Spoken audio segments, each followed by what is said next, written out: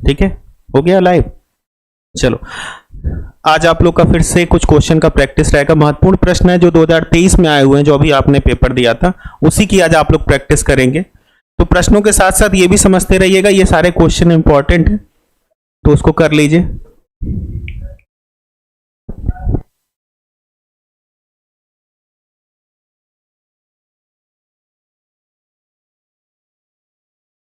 ठीक है, तो अब प्रश्नों के साथ देखिए, ज्यादा प्रश्न नहीं इसलिए बिल्कुल मत परेशानी का, बीसी क्वेश्चन है। ठीक, हाँ, सभी को शुभ संध्या, सभी को प्रणाम। अब चलिए प्रश्नों की तरफ चलते हैं, आराम से देखिए।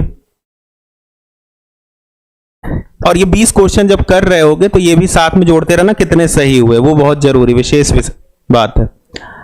पहला प्रश्न है तुम्हारा, समाज विज्ञान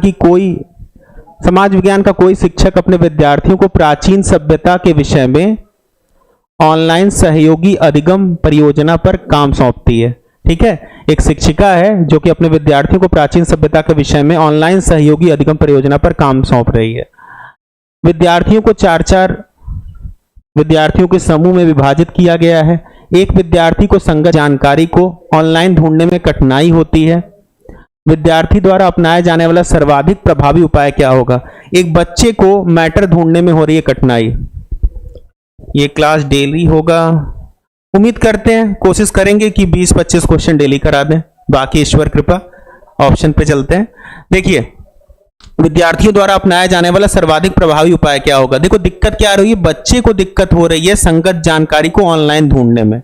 4 ऑप्शन है, साथ में ये भी देखते रहना कितने सही हुए, क्योंकि अंत में यही पूछेंगे। ठीक, चलो जल्दी जल्दी करके देखो। शिक्षक को अपेक्षित जानकारी प्रदान करने के लिए कहना कि वो टीचर से जाके पूछे। दूसरा, जानकारी पाने के लिए केवल अपने प्रयासों पर निर्भर करना। एक बात और, यूजीसी का एग्जाम जब भी देना, जब भी केवल, ही, सभी जैसे वर्ड आ जाएं तो डाउट करना शुरू कर देना। चलो आंसर भी आ गया, बड़ी अच्छी बात है। अपने समूह के सदस्यों से सहायता मांगना, फिर संभावित शोध स्रोतों पर चर्चा करना। 4-4 के ग्रुप में है तो सीधी सी बात है, आपको नहीं समझ में आ रहा है तो बाकी तीनों से हेल्प ले सकते हो ना। परियोजना को छोड़ देना तो कोई है ही नहीं। सी ऑप्शन जितने बच्चे दोगे सबका सही है। अच्छा चलिए, कोशिश करेंगे रेगुलर हो जाए। ठीक है, समझ में आ गया बात। अपने समूह के अन्य सदस्यों से आप क्या करेंगे? हेल्प मांगेंगे और शोध स्रोतों की चर्चा भी करेंगे, जिससे वो जल्दी फाइंड आउट हो जाए। नेक्स्ट, इसमें किसी बच्चे को कोई दिक्कत नहीं आनी चाहिए। दूसरा देखो, सेकंड है लॉजिक का ही क्वेश्चन, सिंपल सा है। ये इसी तरह का क्वेश्चन 3 बार रिपीट हुआ है पेपर में, तो ध्यान से इसको करना, कुछ है नहीं। अनाकारिक तर्क दोष छांटना है आपको। जब आप मांस खाते हैं तो आप यह कैसे कह सकते हैं, मतलब जब आप स्वयं मांसाहारी हैं तो कैसे कह सकते हैं कि पशुओं के अधिकार होते हैं, उन्हें नहीं मारा जाना चाहिए? जल्दी से बताओ इसमें कौन सा तर्क दोष होगा? हाँ भैया, शुभ संध्या। पहला दिया है स्ट्रामैन, दूसरा दिया है रेड हेरिंग, तीसरा दिया है एड होमिनम, चौथा दिया है प्राधिकार का आग्रह, अपील टू अथॉरिटी।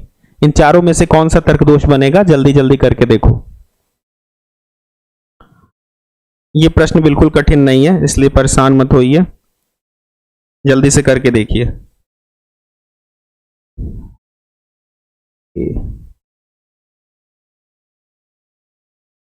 और बाकी बच्चे भी आंसर दो, देखें शायद सही दे दो। सी, ठीक है, दूसरे का। बाकी बच्चे भी आंसर दो। सी, जो बच्चे सी दे रहे हैं उनका सही है। यहां एक बात आप लोगों ने ध्यान नहीं दी, अगर दे होते कोई दिक्कत ही नहीं होती। मैंने कहा था एड होमिनम उसी जगह पे लगता है जहां पर किसी व्यक्ति को हम व्यक्तिगत रूप से बात करें, उसकी परिस्थिति पे ध्यान दें या उसके चरित्र पे ध्यान देकर के उसकी बात को नकार दें। तो लिखा क्या है, आप जब स्वयं मांस खाते हो तो मुझे कैसे समझा सकते हो कि पशुओं के अधिकार होते हैं? यहां पर व्यक्ति की परिस्थिति पे दोष दिया जा रहा है, तो यहां पे व्यक्ति विशेष के लिए दोष बन रहा है एड होमिनम। स्ट्रॉमैन या प्राधिकार का आग्रह बिल्कुल नहीं बनेगा। जितने बच्चों का सी सही है सबका क्लियर सही होगा। जोड़ते भी जाना, 19-20 क्वेश्चन है तो जोड़ने में दिक्कत भी नहीं होगी। ठीक है, ऐसे क्वेश्चन आए तो ध्यान देना। और एक और बात, यहां पर चरित्र पे भी दोष नहीं दिया जा रहा है, यहां परिस्थिति पे दोष दिया जा रहा है। जैसे 2 ऑप्शन दे देता, एड होमिनम परिस्थिति परक और एड होमिनम लांछनात्मक। ठीक है, तो परिस्थिति परक ही लगाते, लांछनात्मक नहीं लगाते। मांस खाना किसी की चारित्रिक दोष नहीं है, परिस्थिति दोष है। ठीक, क्लियर। नेक्स्ट क्वेश्चन पे, अगला प्रश्न जो है बहुत सिंपल सा है। लिखा है वह अवधारणा, एक ऐसा कॉन्सेप्ट के विषय में पूछ रहा है जो व्यापक उन संदर्भों में मूल्यांकन करती है जिसमें लोग और ज्ञान कार्य करते हैं। लोग और ज्ञान कार्य करते हैं। ऐसा मूल्यांकन जो यहां पे कार्य कर रहे हैं, लोग और ज्ञान कार्य कर रहे हैं, उसकी किस रूप में पहचान की गई है या की जानी चाहिए? सर स्ट्रॉमैन थोड़ा समझा दीजिए। ठीक है, ये क्लास जैसे ही खत्म होगी तर्क दोष में स्ट्रॉमैन और रेड हेरिंग दोनों बता देंगे। ठीक, इस क्वेश्चन को करिए तब तक। वह अवधारणा जो उन व्यापक संदर्भों में मूल्यांकन करती है जिसमें लोग और ज्ञान कार्य करते हैं। तो जल्दी से करके देखो, लोग और ज्ञान कहां कार्य करते हैं, जल्दी जल्दी करके देखिए। लोग और ज्ञान दोनों की बात की जा रही है।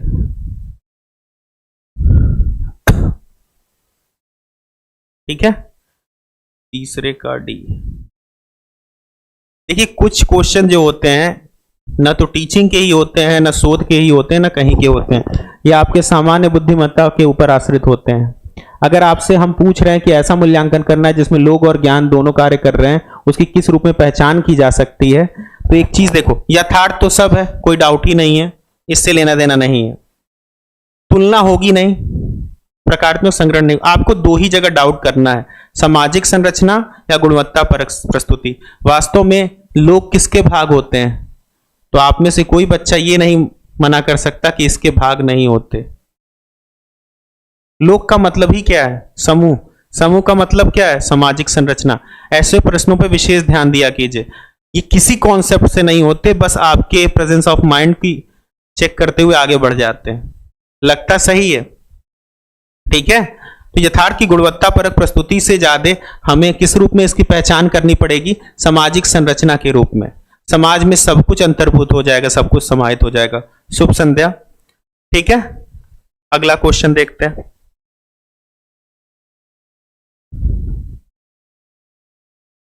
ये सभी लोग अपने से करो। मात्रात्मक विधियां किस दर्शन के अंतर्गत आती हैं? कुल मिला के दर्शन की जगह कौन सा अप्रोच लेके आती हैं? मतलब मात्रात्मक विधियों का कौन सा अप्रोच होता है, ये पूछा है। ये शायद रिपीट हो चुका है, ये 2 बार आ भी चुका है इसलिए रिपीट भी हो गया है। ठीक, इसको करके देखो। मात्रात्मक विधियां किस अप्रोच के अंतर्गत आती हैं? मतलब मात्रात्मक विधियों का अप्रोच क्या होता है? मैंने कई बार समझाया, मात्रात्मक शोध बाह्य होते हैं, गुणात्मक शोध आंतरिक टाइप के होते हैं। मतलब मात्राएं बाह्य रूप है, गुण आंतरिक रूप है। इन चारों में से देख करके बताइए कौन सा आंसर बनेगा। तीसरे का, ठीक है, तीसरे का तक सही है, चौथा। तो अगर आपको बेसिक सी बात अगर पता रहती कोई दिक्कत नहीं थी ना। मात्रात्मक विधियां, तो मात्राएं हमेशा अधिकांशतः जो भी समझ लो तुम बाह्य होंगी, और बाह्य चीजें हमेशा क्या होती हैं? दिखती हैं। दिखती है का मतलब नॉर्मल समझ लेते, प्रत्यक्ष होती है। तो जो बच्चे चौथे का सी बता रहे हैं उन सभी का क्या है? सही है आंसर। ठीक है, चौथे का क्या होगा? सी होगा। ठीक है, लगभग आंसर सही आए थे। चलो नेक्स्ट देखो, 5वां। ये बहुत आसान क्वेश्चन है, सभी बच्चे करो। लिखा क्या है? NMEICT प्रोग्राम के अंतर्गत एक पहल में, मूक से मतलब है हमें, ठीक है, मूक से मतलब है massive open online course full form दिया। ये चतुर्थांश में क्या आता है? मतलब मूक में 4 चरणों में कार्य होते हैं, तो चौथा चरण वास्तव में है क्या? इन चारों में से बताओ चौथा चरण उसका क्या होता है? मूक का चौथा चरण क्या होता है? जैसे मान लो कि स्वयं एक मूक है या फिर कोई भी मूक है आईसीटी प्रोग्राम के तहत, उसका जो चौथा चरण होगा वो क्या होगा?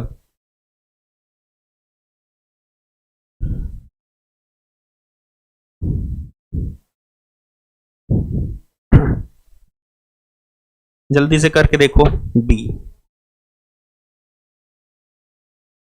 ठीक है, जल्दी जल्दी करके इसको देखो। ये बिल्कुल कठिन प्रश्न नहीं है, कर पाएंगे तो कर लेंगे। बिल्कुल सही। जितने बच्चे बी बता रहे हो सभी सही हो। कैसे? नॉर्मल सी बात, मान लो कि तुमने कोई कोर्स लिया, एक एग्जांपल ही समझ लो, कोई भी मॉक है तुम्हारे पास, कोई भी, मान लो कि तुम्हें पढ़ाया गया, तो उसके बाद तुम्हें कंटेंट दिए गए, वेब के संसाधन वगैरह भी हैं, लेकिन सबसे अंत में क्या होता है? मूल्यांकन। सबसे अंत में क्या होगा? मूल्यांकन। तुम अपना स्व मूल्यांकन करते हो तरह तरह के टेस्ट सीरीज, पेपर वगैरह वगैरह वगैरह, इन सब चीजों से। तो पांचवे का सबसे सही आंसर क्या बनेगा? बी। ठीक है, स्व मूल्यांकन। जितने बच्चों का पांचवे का बी आ रहा है सभी सही है। और ये सारे क्वेश्चन 2023 जो लेटेस्ट पेपर हुआ था उसी में से लिए गए। आप चाहिएगा तो उसको ढूंढ करके करने का प्रयास भी करिएगा। नेक्स्ट, लॉजिक का सबसे सिंपल क्वेश्चन, कुछ जानवर पक्षी हैं, ये कौन सा कथन है? तो बोलोगे सर आई है। आई को सत्य माना गया, लो मैंने ट्रू मान लिया। तो पूछ क्या रहा है? निम्नलिखित में से किस कथन के असत्य होने के बारे में तत्कालिक रूप से अनुमान लगाया जा सकता है? कौन सा कथन इन चारों में से तत्कालिक रूप से तुरंत असत्य माना जा सकता है? जल्दी से करके देखो। तत्कालिक रूप से, प्रमाणतः, अनिवार्यतः, पूर्णतः, विपरीत जैसे शब्द एक ही संबंध को दिखाते हैं। नॉर्मली देखोगे तो कहा जाएगा व्याघाती को दिखाते हैं। तो जल्दी से सोच करके देखो आई का व्याघातक क्या होता है, आंसर बन भी जाएगा। और अगर ऐसे नहीं बनाना चाहते हो तो तुम लोग को टेबल अगर याद होगी, आई के साथ ए क्या होता है? डाउटफुल। अगर आई ट्रू है तो ए क्या हो जाएगा? डाउटफुल। ओ क्या हो जाएगा? डाउटफुल। केवल एक ही कथन होगा जो निगेटिव मिलेगा आई के साथ, ई क्या हो जाएगा? फॉल्स। तो इसमें ई वाला स्टेटमेंट जो भी होगा वो आंसर बन जाएगा। लॉजिक मैंने पब्लिकली पढ़ाई भी होगी, एक बार पढ़ लेना ढूंढ करके, पब्लिक क्लास मिलेगी। ठीक, इसका पहला वाला कथन क्या है? सही है। यही कथन, ई वाला कथन क्या होगा? फॉल्स हो जाएगा। ठीक है, यहां तक कोई दिक्कत?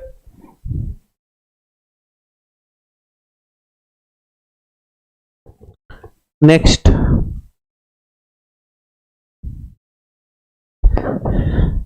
हायर एजुकेशन का क्वेश्चन है, जल्दी से करके देखो। कुछ क्वेश्चन जब ऐसे आएंगे तो कोई दिक्कत नहीं होगी, आराम से करना। ऑप्शन शायद छुप गया होगा, मैं लिख दे रहा हूं। सी ऑप्शन यहां लिख दे रहा हूं, D E C A B, और डी वाला विकल्प यहां लिख दे रहा हूं, E D C A B. एक चीज तो क्लियर है, देखो जब भी ऐसे प्रश्न आए तो मेहनत बहुत नहीं करनी। आप ध्यान दीजिए, हमारे यहां अगर देखा जाए मुस्लिमों के आक्रमण या मुस्लिमों का प्रवेश सबसे अंत में हुआ, तो ये सबसे अंत में ही तो बना होगा। मकतब या आप लोग जिसे मदरसे कहते हैं, ये सबसे लास्ट में ही बने होंगे शिक्षा के क्षेत्र में। तो बी वाला विकल्प सबसे लास्ट में होना चाहिए। तो बी वाला विकल्प 3 के लास्ट में है, बी में, सी में, डी में। बाकी पहले पे क्या होगा? ऑप्शन मैंने लिख दिया, इसीलिए आगे लिख दिया ऑप्शन। सी इधर लिख दिया है, डी इधर, सातवें का डी बनेगा। चलो देखते हैं, आराम से बना के देखो, बन जाएगा खुद से। वैदिक उपनिषद, तक्षशिला, नालंदा, मकतब। सिंपल सी बात है, वैदिक उपनिषद, तक्षशिला, नालंदा, मकतब। तो बना लो अपने हिसाब से। डी पहले पे होगा, ठीक, डी उसके बाद ई, फिर डी ई सी। सी वाला ऑप्शन सही है, D E C A B बनना चाहिए ना, सी वाला विकल्प सही है। ठीक है, बिल्कुल सही है। जिन बच्चों का सी बन रहा है उन सभी का सही है।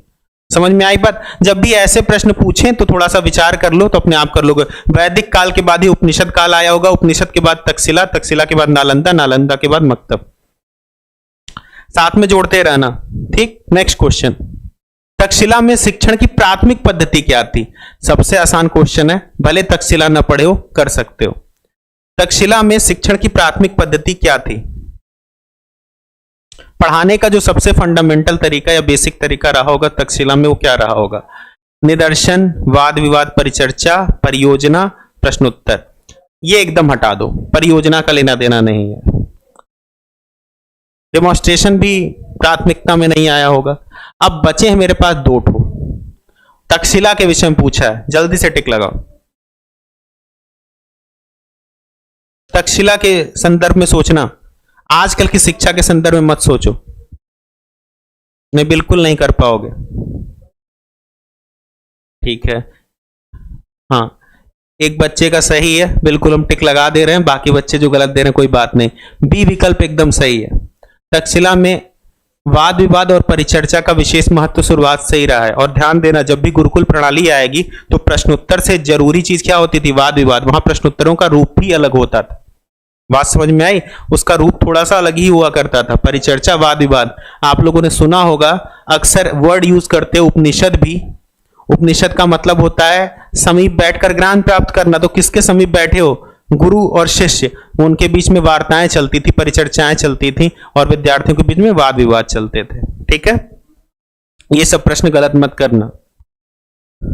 नेक्स्ट, शोध प्रकाशन। अब थोड़ा सा ध्यान से देखना, यहां कई बार आपसे ऐसे फुल फॉर्म आ जाते हैं आपको नहीं पता, लेकिन आगे की लाइनों को पढ़ना तो फुल फॉर्म समझ में आने लगेगा। लिखा क्या है? शोध प्रकाशन के संदर्भ में, मतलब रिसर्च का जो पब्लिकेशन है उसके संदर्भ में SSCI का फुल फॉर्म क्या होता है। ठीक है, तो एक चीज देखो, शोध प्रकाशन के संदर्भ में SSCI का फुल फॉर्म पूछा है, और शोध प्रकाशन के संदर्भ में इसमें से कौन सा वर्ड जो होता है शोध से जुड़ा हुआ है?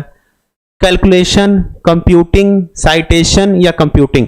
फटाक से बताओ, शोध से जुड़ा वर्ड कौन सा है? शोध से जुड़ा वर्ड कौन सा हो सकता है? कंप्यूटिंग हो सकता है, या कैलकुलेशन हो सकता है, कि साइटेशन हो सकता है। बस आंसर तुरंत मिल जाएगा, कोई दिक्कत ही नहीं होगी। जल्दी जल्दी करके देखिए।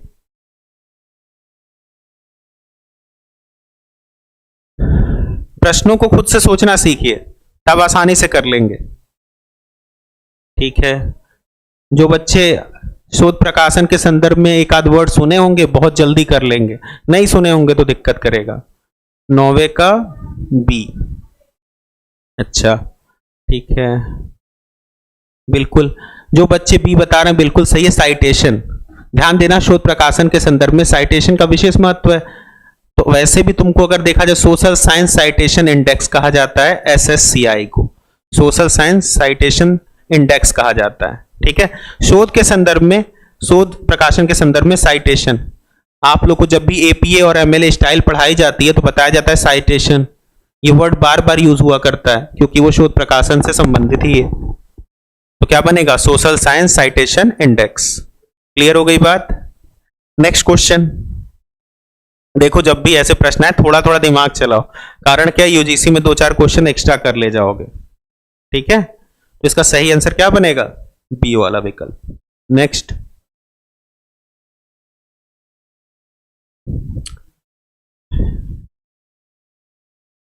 हाँ ये लॉजिक का एक क्वेश्चन है, मैंने एक बार पढ़ाया होगा, भाषा के कार्य, है ना? तो भाषा के मैंने 3 कार्य ही बताए थे, निर्देशात्मक। लॉजिक में मैंने भाषा का कार्य पढ़ाया होगा, तो एक कार्य बताया होगा निर्देशात्मक, एक बोला होगा संवेगात्मक, संवेगात्मक नहीं बोला होगा मैंने, बोला होगा अभिव्यक्तात्मक, तो उसी को हम संवेगात्मक कहते हैं। और तीसरा होता है सूचनात्मक। तो प्रश्न ये पूछ रहा है, भाषा का उपयोग करने के संदर्भ में निम्नलिखित में से कौन से न तो सत्य है न ही असत्य है? मतलब वो बात न तो सही होगी न ही गलत होगी, मतलब बस परिप्रेक्ष्य में ही सत्य होगी या अपरिप्रेक्ष्य में गलत हो जाएगी। तो जल्दी से ढूंढ के बताओ कौन सी ऐसा संदर्भ है या विमर्श है जो कि न तो सत्य होगा न ही असत्य होगा। ध्यान देना, इसके 2 तरीके हैं करने के, कर लो पहले तो बताते हैं, जब गलत होगा तो बताएंगे, अगर सही होगा तो कोई दिक्कत ही नहीं है। ये प्रश्न बहुत कठिन नहीं है लॉजिक का, जल्दी जल्दी करके देखो।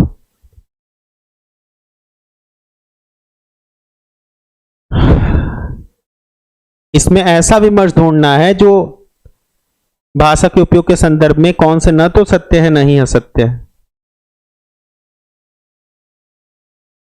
10वें को करके देखो, 10वें का बी।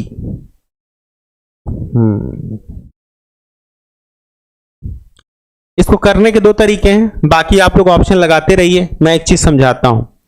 अब हमको डाउट हो रहा है न तो सत्य न ही असत्य की बात कर रहा है, मतलब वो न सत्य हो सकता है न असत्य हो सकता है, बीच में झूलता रहेगा, कभी सत्य कभी असत्य टाइप से। तो एक बात तो मुझे क्लियर है, जो हमारी अभिव्यक्ति होती है भाई, हम कुछ भी बोल सकते हैं ना तो सत्य न ही असत्य टाइप से हो सकती, अभिव्यक्ति तो जरूर होनी चाहिए, यानी बी ऑप्शन हमें मजबूरी है लेना ही लेना है।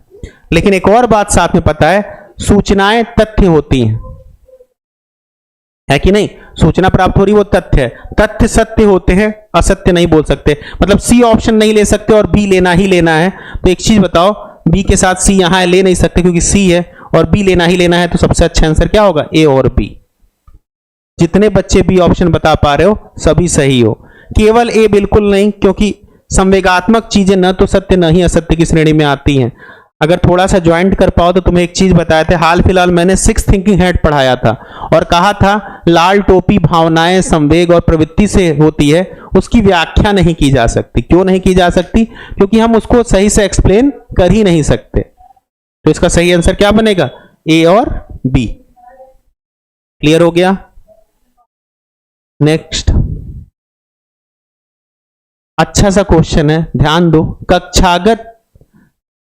सफल कक्षागत संवाद हेतु, मतलब कक्षा को सफल बनाने के लिए जो संवाद है उसके लिए क्या आवश्यक है, जल्दी से करके देखो।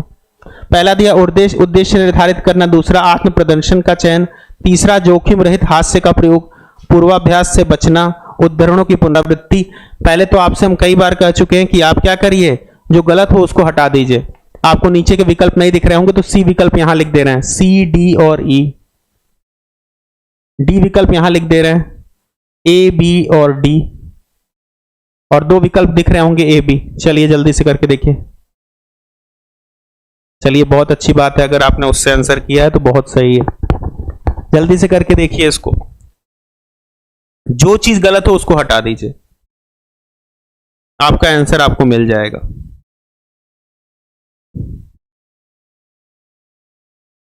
अगर मुझसे कहा जाता, अगर आपको किसी चीज में सफलता प्राप्त करनी है तो हम क्या कहेंगे, बार बार उस काम को करते रहना। जैसे नेट नहीं हो रहा तो बार बार उसको पढ़ते रहो, नेट हो जाओगे। तो यहां एक गलत बात तुम्हें बार बार दिख रही होगी, पूर्वाभ्यास से बचना। तो डी जिस भी विकल्प में हो, देखो बी में है, बोलोगे सर सी में भी है, फिर बोलोगे सर डी में भी है, तीनों विकल्प आपके कट जा रहे होंगे। अगर ये बात समझ में आ गई तो तुरंत टिक लगा लोगे। मैं क्या कह रहा हूं, किसी भी चीज में सफल हो रहा, मान लो कक्षागत संवाद ही ना होता, कुछ और भी होता, अगर तुम्हें सफलता प्राप्त करनी है तो कहानी बार बार सुनते हो ना, चींटी बार बार चढ़ती है चढ़ती है चढ़ती है गिरती है, वही चीज यहां पे काम करा देते। तो भी पूर्वाभ्यास से अगर बचोगे तो सफल कैसे होगे, मतलब ये ऑप्शन गलत है। तो डी जहां जहां हो सब काट दो, एक ही आंसर मिलेगा, ए सी, यानी कि पहला ऑप्शन सही है, उद्देश्य निर्धारित करना। सी भी हास्य वृत्ति, ध्यान देना जोखिम रहित हास्य वृत्ति दिया है, बहुत अच्छी बात है। और अंतिम ई, वाक उद्धरणों की पुनरावृत्ति, स्पीच टेक्स्ट बार बार रिपीट होते रहे। हाँ, एलिमिनेट करते रहिए, आंसर सब बन जाएंगे। हम बार बार कहते हैं एग्जाम में जाकर के टॉपिक ना भी तैयार हो तो कम से कम एलिमिनेशन का प्रयोग करो, 5 क्वेश्चन जरूर बढ़ जाएंगे। नेक्स्ट, विकल्प पहले लिख दें तब क्वेश्चन पढ़ते हैं। थोड़ा सा दो ही विकल्प इसमें आ पाया तो दो ही में से चेक कर लेंगे, कोई ना कोई आंसर होगा तो ठीक है, नहीं तो बताएंगे।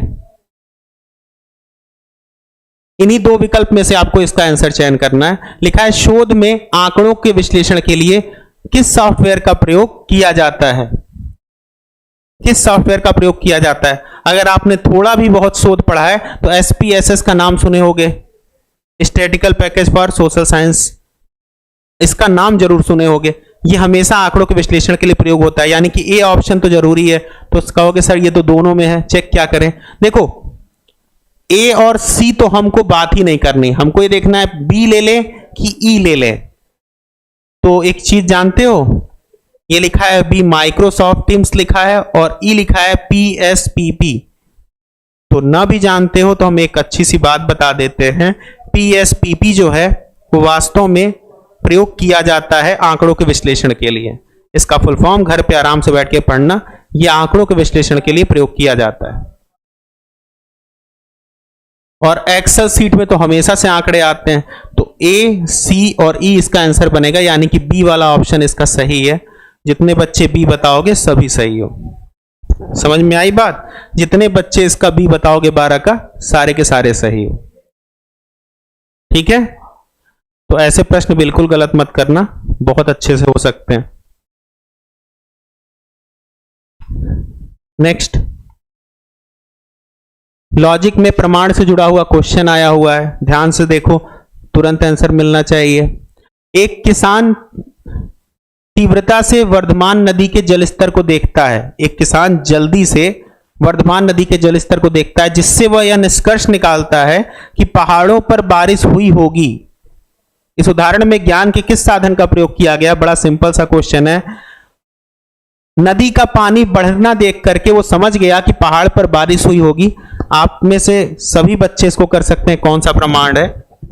वैसे तो ये एक प्रकार है, आपको पता ही है, कार्य देख करके कारण बताने वाला है, यानी कि कार्य हो चुका है अब कारण बता रहा है। इसमें वो शेषवत की बात कर रहा है, नदी का जलस्तर बढ़ चुका है इसलिए वो कह रहा है कि पहाड़ पर बारिश हुई होगी, यानी कि शेषवत की बात कर रहा है। और शेषवत किस प्रमाण के अंतर्गत आता है? जल्दी से देख के बताओ।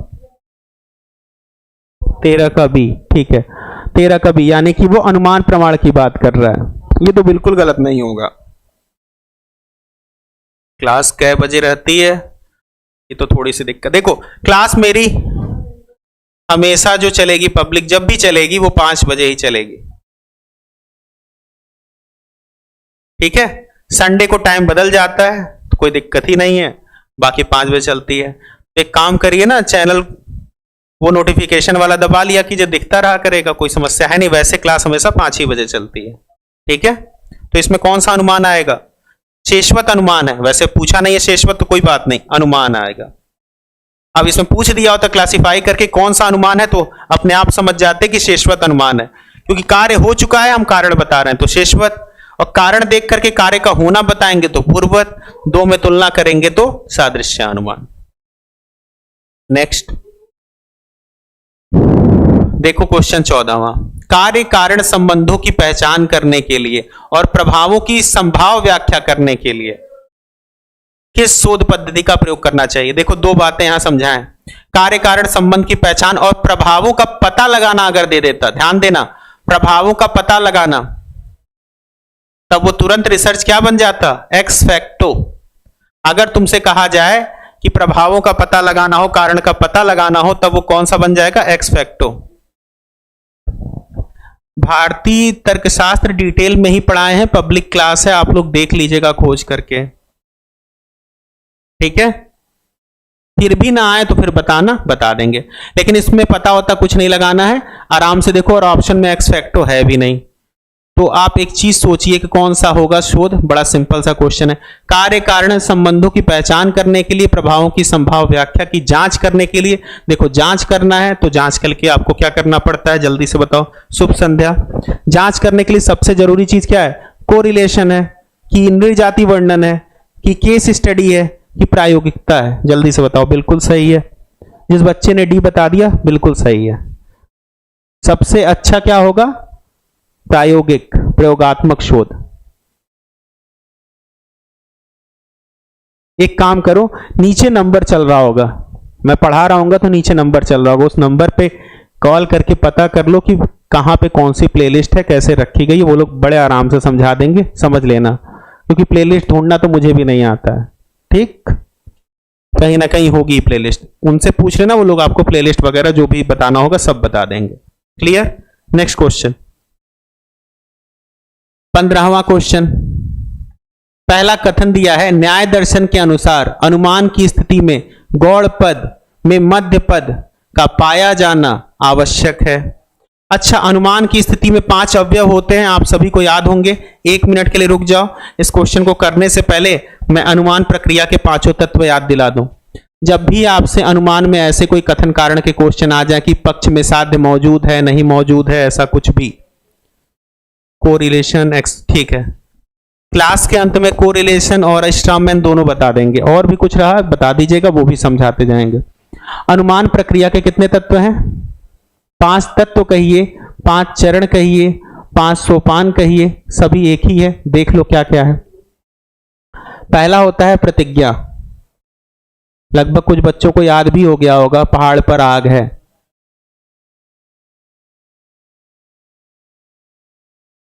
दूसरा होता है हेतु। हेतु का मतलब कारण। हेतु, कारण, लिंग या माध्य या मध्यम पद, कुछ भी बोल सकते हैं इसको। क्योंकि वहां धुआं है, क्योंकि वहां धुआं है। फिर तीसरा होता है उदाहरण, जैसे रसोई घर में धुआं है।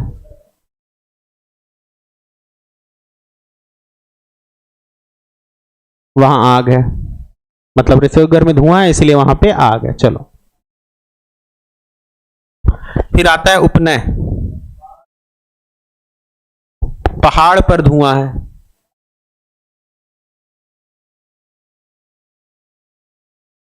और इसमें आता है निगमन, अंतिम पद।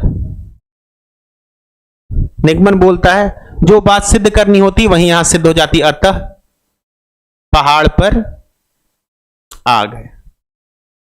हो गई बात। अब आपको इसमें से सबसे पहले देखना है हेतु। तुम्हें पता चल गया धुआं, देखो मैं लिख दे रहा हूं साइड में, हेतु कौन हो गया? धुआं। साध्य कौन हो गया? तो कहोगे सर आग। और गौड़ या पक्ष कौन हो गया? गौड़ पद या पक्ष पद कौन हो गया? तो कहोगे सर पहाड़ है ना। ये तीन चीज समझ में आ गई। हेतु धुआं है, साध्य यहां आग है, गौड़ या पक्ष पद कौन सा है? पहाड़ है। तो अब क्वेश्चन पे चले जाओ, क्वेश्चन जो भी पूछ रहा है इसी के आधार पे कर लोगे।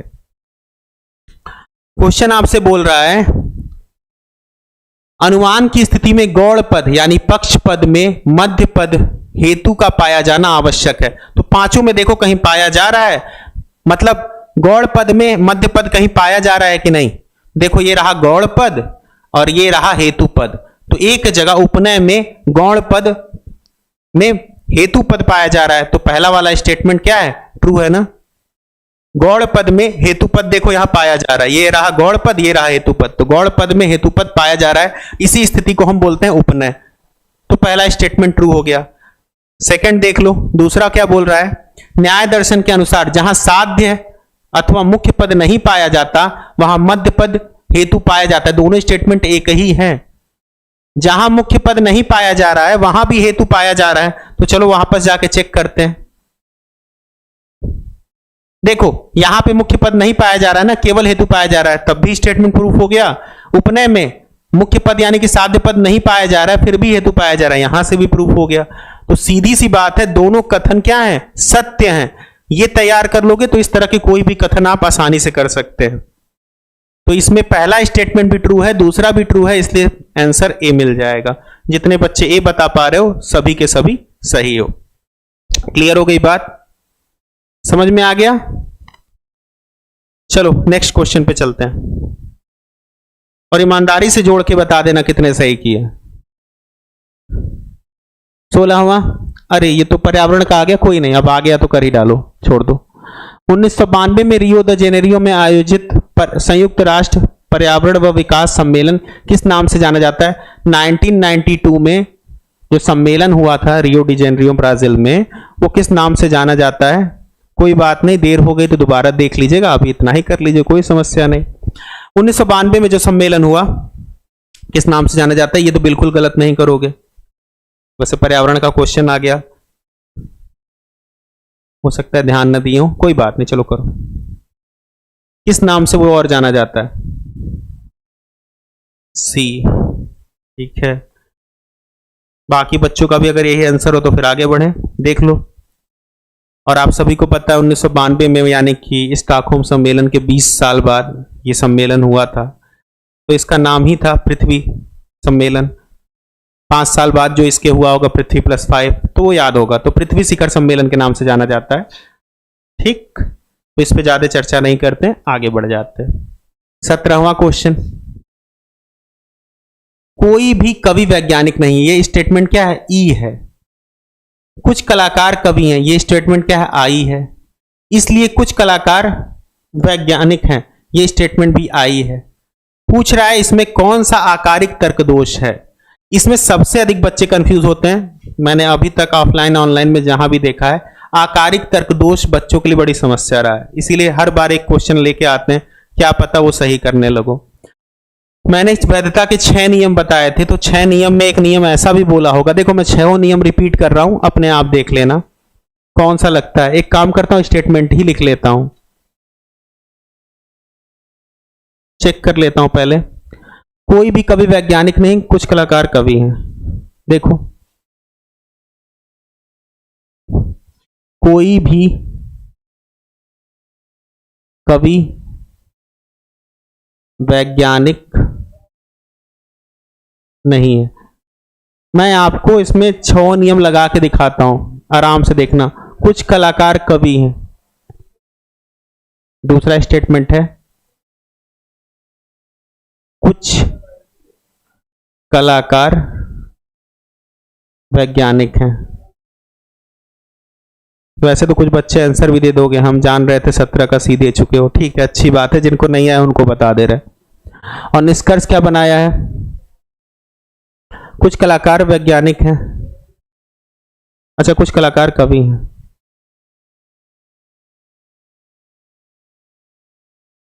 कुछ कलाकार कवि हैं और निष्कर्ष बनाया है कुछ कलाकार वैज्ञानिक हैं। वैधता के 6 नियम में से पहला नियम कहता है केवल और केवल 3 पद होने चाहिए। तो ध्यान से देखो, केवल और केवल यहां 3 ही पद भी हैं, चौथा पद नहीं है। आप सभी ध्यान से देख पा रहे होंगे, एस, पी और एम के अलावा कोई चौथा पद नहीं है। दूसरा नियम कहता है मध्यम पद कम से कम एक बार आधार वाक्य में अवश्य व्याप्त हो। तो ई में दोनों पद व्याप्त होते हैं ना, पहला और दूसरा, तो देखो मध्यम पद व्याप्त हो गया, इससे भी कोई दिक्कत नहीं है। तीसरा नियम कहता है निष्कर्ष में व्याप्त पद, निष्कर्ष में व्याप्त पद ऊपर व्याप्त होना चाहिए। तो निष्कर्ष में देखो आई है, आई में तो कोई पद व्याप्त होता ही नहीं है, तो ये भी झंझट खत्म कि निष्कर्ष में कोई पद व्याप्त होगा।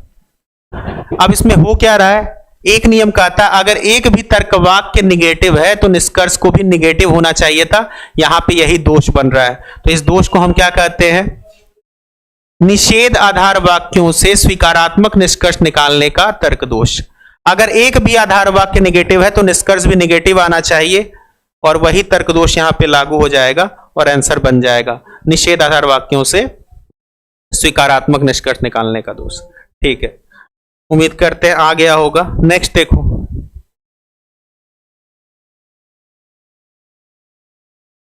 एक सेकंड,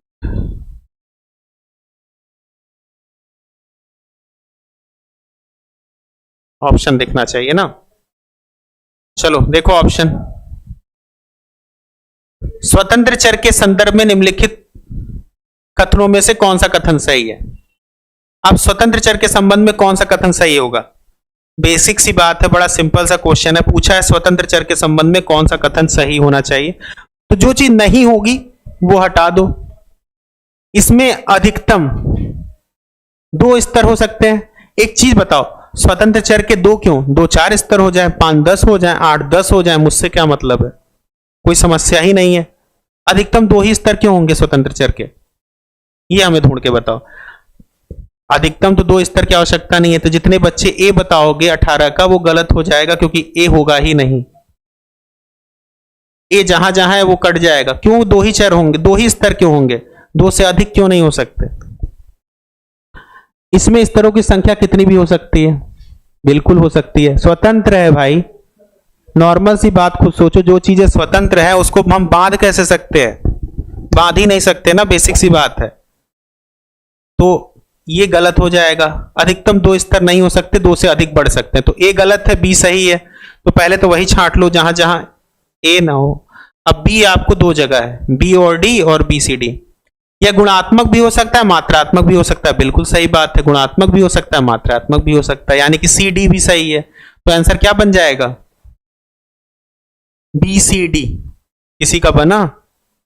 अभी जितने बच्चे आंसर दिए तीनों गलत हो, मतलब ए वाला विकल्प तो चयनित होगा ही नहीं। इसमें जो आंसर बनेगा वो बनेगा बी सी डी। स्वतंत्र चर के कितने भी स्तर हो सकते हैं, वो गुणात्मक भी हो सकता है, मात्रात्मक भी हो सकता है, और उसका प्रभाव आश्रित चर पे पड़ता है। ठीक है, वो रहता है स्वतंत्र चर। हो गया, बन जा रहा है। इसका सही आंसर होगा बी सी डी। ठीक है, स्वतंत्र चर के कितने भी स्तर हो सकते हैं, गुणात्मक भी बन सकता है, मात्रात्मक भी बन सकता है, और आश्रित चर पे इसका प्रभाव भी पड़ेगा। क्लियर? हाँ, अच्छा, थोड़ा सा कंफ्यूजन था, कोई बात नहीं, अब दूर हो गया, अब इसको तैयार कर लीजिएगा। नेक्स्ट, ये थोड़ा सा अलग क्वेश्चन था इसलिए ला दिए, जो बच्चे फिलॉसफी या एंशिएंट हिस्ट्री से होंगे कर सकेंगे आसानी से, करके देखो। निम्नलिखित में से किस भारतीय विचारक ने धार्मिक सत्य के अर्थ की सिद्धि हेतु 5 कदमों का प्रतिपादन किया? अनुमान के 5 पद मत बता के चले आना खुशी खुशी, बहुत से बच्चे करेंगे, और यहां पे देखो न्याय दर्शन वाले गौतम भी हैं, तुरंत टिक लगाएंगे और गलत हो जाएंगे। बिल्कुल मत लगाना। उसने पूछा क्या? भारतीय विचारक ने धार्मिक सत्य के अर्थ की सिद्धि के लिए 5 कदमों का प्रतिपादन किया है, जो जॉन डीवी के शिक्षा सिद्धांत के अधिगम अभिप्राय से अत्यधिक मेल खाती है। क्वेश्चन पूछने का तरीका ही बदल दिया, अधिकांश बच्चे गलत कर लेते। अगर वो ये पूछा होता अनुमान के 5 चरण 5 तत्व, तो तुरंत गौतम लगा के आते, कोई दिक्कत नहीं थी। लेकिन यहां पूछा है धार्मिक सत्य के अर्थ की सिद्धि हेतु 5 कदमों का प्रतिपादन किया है, जो जॉन डीवी से मैच खाता है। कुछ बच्चों ने तैयार हो तो बड़ी अच्छी बात है, नहीं तैयार हो तो कर लो। वाचस्पति मिश्र, अगर आपसे कोई ये पूछ दे कौन सा विचारक ऐसा है जिसने सभी दर्शनों पर अपनी व्याख्या प्रस्तुत की है ना, तो ये साहब थे वाचस्पति मिश्र, जिन्होंने ये किया था, और इन्होंने वो 5 कदम बताए थे जो जॉन डीवी के सिद्धांत से मैच भी खाते हैं। तो जितने बच्चे डी बता रहे हो सभी सही हो, समझ में आ गया? कोई दिक्कत? चलो अच्छी बात है, इसका सही आंसर डी बनेगा। तो ऐसे क्वेश्चनों को तैयार भी कर लिया करो, जो अजीब टाइप के पूछ लेते हैं, जो आपके सिलेबस से बाहर के भी होते हैं, उनको विशेष तैयार कर लिया करो कि अगली बार गलती ना हो। अब देखते हैं 20वां प्रश्न। अच्छा चलो, मेहरबानी से 19 ही क्वेश्चन टाइप हुए, 20वां टाइप नहीं हुआ है। अब जल्दी जल्दी मुझे इतना बता दो, 19 में से कितने सही हैं? जल्दी से बता दो, ईमानदारी से बताना, ये नहीं कि ऑनलाइन चल रहा है कुछ भी बता के भाग जाना। बिल्कुल डी वाला आंसर सही होगा। 19 में से कितने सही हैं?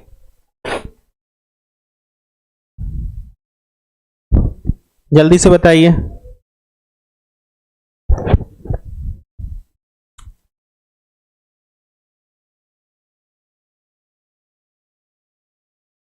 नहीं, रिपीट बिल्कुल ना हो, लेकिन कम से कम वो ऑप्शन से इतना जान जाओगे कि इन्होंने ये कहा था, फिर ऑप्शन में कुछ और आएगा उससे कहा था। रिपीट तो बिल्कुल नहीं होता, जल्दी आइडिया मिल जाता है, रिपीट वाला सीन तो नहीं मिलेगा। ठीक है, तो जल्दी जल्दी बताओ।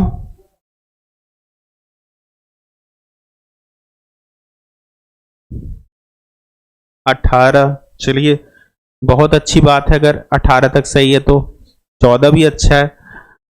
हमको वो बच्चे अच्छा बताओ जिनका 10 से कम है, ऐसे वाले कोई हैं 10 से कम वाले जो, क्योंकि 10 से कम है तब तो बहुत ज्यादा मेहनत करनी, क्योंकि एग्जाम भी आ गया।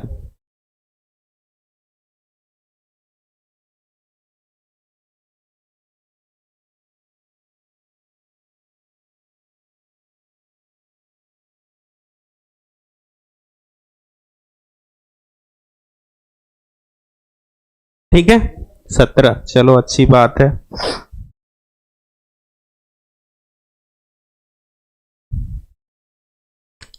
चलो बाकी का नहीं हुआ था क्या? ठीक है, अगर 10 से अधिक जा रहा है तो बहुत सही है, इससे कम जा रहा है तो अच्छा नहीं है, तो उसके लिए फिर मेहनत करते रहो, पढ़ते रहो।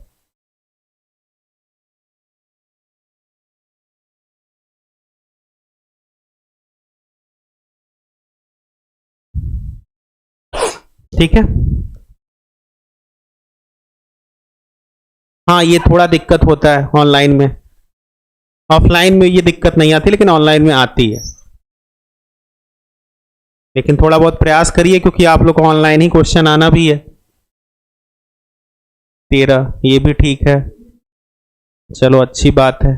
तो कुछ पूछा गया था, मैं वो बता देता हूं। अब हम देखते हैं सहसंबंधात्मक अध्ययन।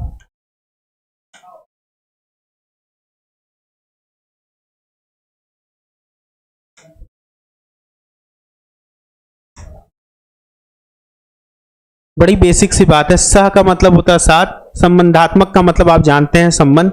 तो सहसंबंध का मतलब है दो या दो से अधिक चरों के संबंध के रूप में परिभाषित करना। देखो सहसंबंध का मतलब होता है नॉर्मल तरीके से समझो, दो चरों के, अब अधिक हो जाए तो मुझे कोई दिक्कत नहीं, जैसे एकल या दो से अधिक कर लेना, दो चरों के संबंध। मतलब जैसे मैं लिख रहा हूं यहां एक चर ए है, एक चर बी है, तो ये तीन तरह के होते हैं। ठीक है, बिल्कुल रिपीट कर देंगे। और स्टॉकमैन कोरिलेशन, ठीक है। एक चर ये है, एक चर ये है।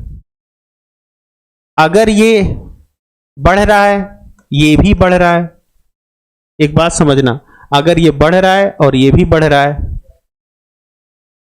या ये घट रहा है और ये भी इसके साथ घट रहा है, आराम से देखो, अगर एक चर बढ़ रहा है दूसरा भी उसके साथ बढ़े, एक चर घट रहा है दूसरा भी उसके साथ घटे, तो ऐसे सहसंबंधात्मक अध्ययन को हम क्या बोलते हैं? धनात्मक सहसंबंध। बात समझ में आई?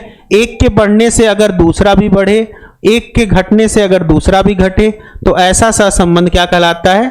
धनात्मक सहसंबंध। दूसरी बात समझो, ये एक चर ये है, एक चर ये है, अगर एक के बढ़ने से दूसरा घटने लगे या एक के बढ़ने से दूसरा घटने लगे, कुल मिलाकर के दूसरा घटे तो पहला बढ़ जाए, तो ऐसे को हम कहते हैं ऋणात्मक सहसंबंध।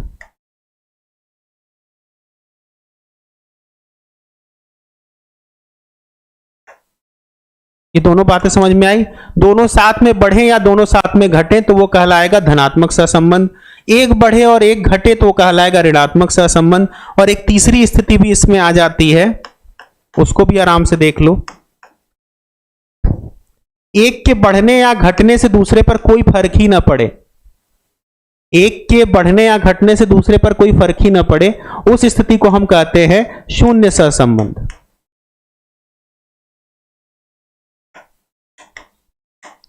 अब यहां तक किसी बच्चे को कोई समस्या तीनों संबंध के अंतर्गत, किसी बच्चे को ये कोई समस्या कि तीनों सहसंबंध होते क्या है, कैसे जानेंगे?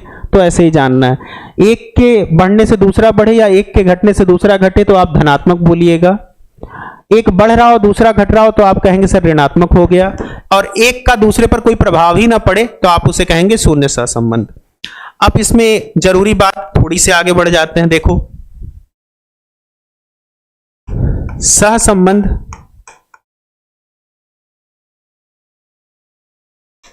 के कुछ गुणांक होते हैं, तो अगर कोई पूछ दे सबसे अच्छा गुणांक क्या है तो आप कहेंगे क्या सर? एक है, क्योंकि एक अपने आप में क्या माना गया है? पूर्ण, मतलब प्लस एक, एक के आगे प्लस नहीं लगाया जाता ना, और सबसे छोटा क्या होता है? एक। तो सहसंबंध इन्हीं के मध्य अध्ययन किए जाते हैं, -1 से लेकर के +1 के बीच, और -1 सबसे छोटा और +1 सबसे अच्छा है। ठीक है, पी वैल्यू किसी दिन क्लास लेनी पड़ेगी, आज तो वैसे क्लास का धीरे धीरे समय समाप्त हो रहा है, लेकिन पढ़ाएंगे जरूर, क्योंकि पी वैल्यू से क्वेश्चन आते हैं, वो शून्य परिकल्पना के सार्थकता का परीक्षण करने वाला है, उससे इस बार बहुत से क्वेश्चन बने, फिर से याद दिला दीजिएगा, पढ़ाएंगे जरूर। तो सहसंबंध गुणांक होता है। अब सहसंबंध वास्तव में प्रयोग कहां किए जाते हैं? तो आप कहेंगे सर गुणात्मक शोध के लिए। तो अगर कोई पूछे गुणात्मक शोध के अध्ययन की कौन सी विधि हो सकती है, सहसंबंध अध्ययन भी गुणात्मक शोध के अध्ययन की अच्छी विधि हो सकती है। अब एक और बात, सहसंबंध का, सर रिसर्च के टॉपिक नया नया है, ठीक है कोशिश करते हैं।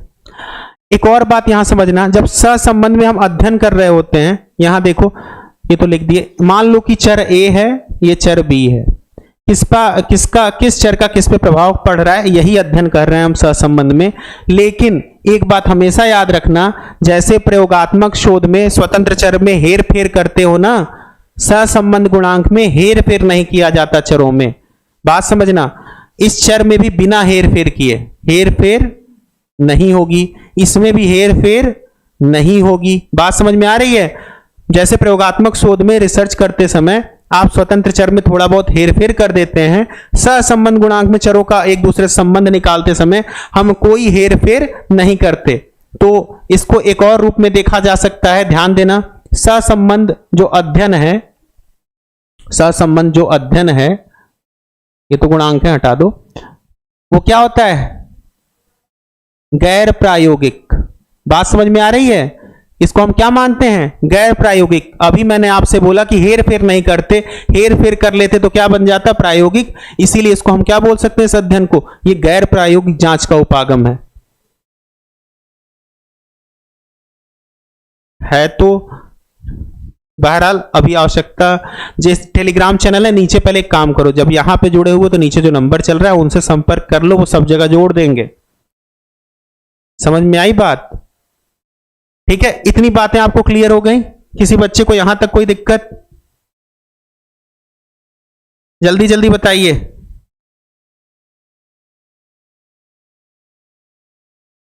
कोई समस्या? कोशिश करना इससे सीख जाना। चलो, तो इतनी बातें अगर समझ जाओगे तो सहसंबंध वाले क्वेश्चन कर लोगे, कोई दिक्कत नहीं होनी चाहिए। और वर्णात्मक या गुणात्मक शोध, जब भी जैसे तुमसे वर्णात्मक शोध पूछ देगा तो वर्णात्मक शोध किस पे आधारित होते हैं? तो कहोगे सर सहसंबंध पे आधारित होते हैं। क्यों आधारित होते हैं? तो कहोगे सर एक चर का दूसरे चर पे हम क्या करते हैं? आकलन कर रहे होते हैं, एक चर से दूसरे चर के संबंधों का पता लगा रहे होते हैं। ठीक, तो इतनी बात समझ गए हो तो बहुत अच्छी बात है। किसी बच्चे को कुछ पूछना हो तो पूछ लो, नहीं तो फिर थोड़ा सा आगे बढ़ते हैं।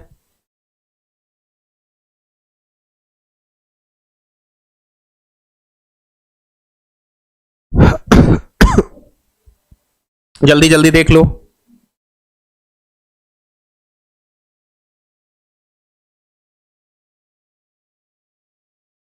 देख लिए? किसी बच्चे को यहां तक में कोई दिक्कत हो तो पूछ लो, एक बार आगे पीछे अपना करके स्वयं से देख लो।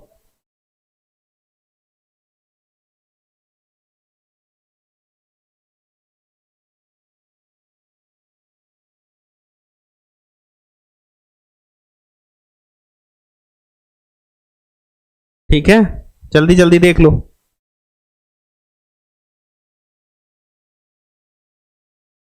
समझ आ गया, बहुत अच्छी बात है।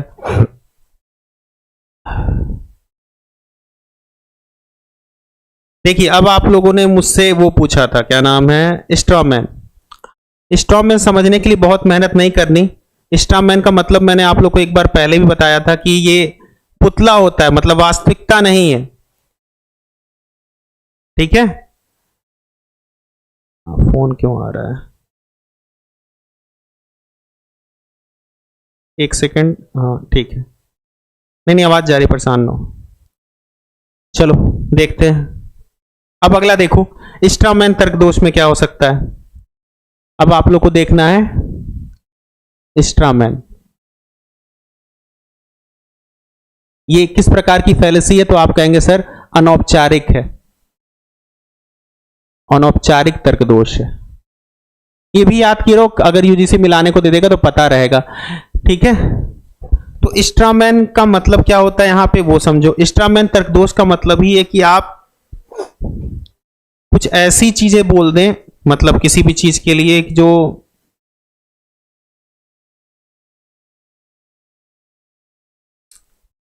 मतलब किसी प्रतिद्वंदी को हराने के लिए इसमें कुछ शब्दावली का प्रयोग करना पड़ेगा। चलो ठीक है, कहने का मतलब देखो, स्ट्रॉमैन को ऐसा समझो, मैं किसी मुद्दे पर था या किसी बात पर था या किसी विषय में बोल रहा था। एकदम बात समझना, किसी मुद्दे पर था, किसी बात पर था, किसी विषय में बोल रहा था। तो हम करें क्या, इस मुद्दे या बात या विषय के संबंध में जो चीजें प्रासंगिक हो उस पर बात ना करें, जो भी चीजें प्रासंगिक हो उस पर बात ना करें, बल्कि ध्यान भटकाने वाली बात करें, जिससे मुद्दा क्या हो जाए, पीछे छूट जाए, मुद्दे से कोई लेना देना बचे ही ना। बात समझ में आ रही है? जिससे मुद्दे से कोई लेना देना बचे ही ना, मतलब हम जिस अप्रोच के साथ आपसे बात करने आए हैं उस अप्रोच को खत्म करके हम दूसरे किसी अप्रोच पे बात करने पे लगा दें और मुद्दा, बात या विषय पीछे छूट जाए। बात समझ में आई? स्ट्रॉमैन में इस प्रकार का दोष होगा। क्लियर हो गई बात? मेरे कहने का मतलब है स्ट्रॉ मैन एक ऐसा दोष है जिसमें मुद्दा, बात या विषय पे जब कोई बात हो रही हो तो उससे प्रासंगिक जो हो, उससे संबंधित जो हो, उस पर बात ना करके ध्यान भटकाने वाली बातें शुरू कर दी जाए, जिससे मुद्दा, बात या विषय क्या हो जाए, पीछे छूट जाए और इसके बाद ये दोष अपने आप लागू हो जाएगा। अच्छा, रेड हेरिंग हो जाएगा। एक बात समझना, मुद्दा, बात या विषय ऐसे पीछे नहीं हटेगा। हम इसमें जब ध्यान भटकाने वाली बात करेंगे वो क्या होगी, अंतर यहां पर देख लो, वो नकारात्मक टाइप की होगी। समझ में आई बात? इसमें नकारात्मक टाइप की चीजें आ जाएंगी। ठीक है, रेड हेरिंग में नकारात्मक रूप से नहीं आती, लेकिन इसमें सारी बातें किस रूप से आती हैं, नकारात्मक रूप से आएंगी। ठीक है, रेड हेरिंग में नकारात्मक नहीं आएगा, लेकिन इसमें नकारात्मक रूप से आएंगी। रेड हेरिंग में पूरी तरह से हम हटाते जाएंगे, लेकिन इसमें हम नकारात्मक दृष्टिकोण का प्रयोग करने लगेंगे। चलिए हम एक काम करेंगे, तर्क दोष का एक साथ क्लास ले लेंगे 5-6 की, तब आपको अंतर स्पष्टता समझ में आएगा। ठीक है, आज वैसे समय हो गया, 6 बज गए, तो आप लोग की क्लास को यहां विराम देते हैं। और कुछ पूछना हो तो पूछ लीजिए, नहीं तो इस क्लास को फिर विराम देते हैं।